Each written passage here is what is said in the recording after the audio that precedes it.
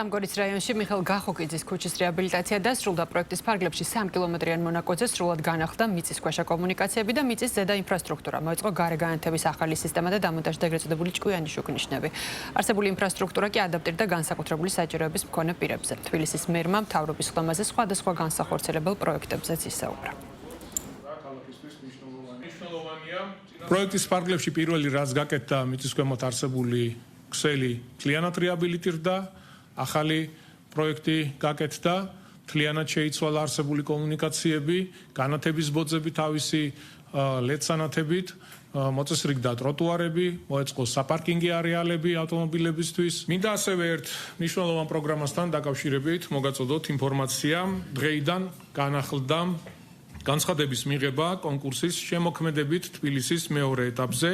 კონკურსი 2019 წლიდან ამოქმედდა და მისი არსებობის მე-6 წელს თბილისის მერიის ხელშეწყობით უკვე 230-მდე საინტერესო პროექტი იქნა დაფინანსებული და განხორციელებული. კონკურსის მთავარი მიზანი შემოქმედებითი ინდუსტრიის განვითარების ხელშეწყობა, ამ სფეროში ჩართული ხელოვნებისა და სახელოვნებო ჯგუფების შემოქმედებითი იდეების წარმოჩენა და მისი რეალიზება.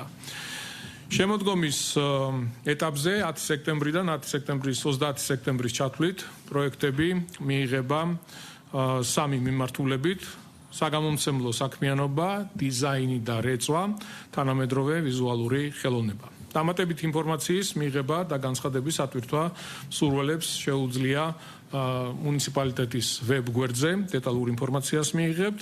კონკურსში მონაწილეობის მიღება შეუძლია საქართველოს ტერიტორიაზე რეგისტრირებულ იურიდიულ პირს ან საქართველოს საგადასახადო კოდექსით განსაზღვრულ მეწარმე ფიზიკურ პირს.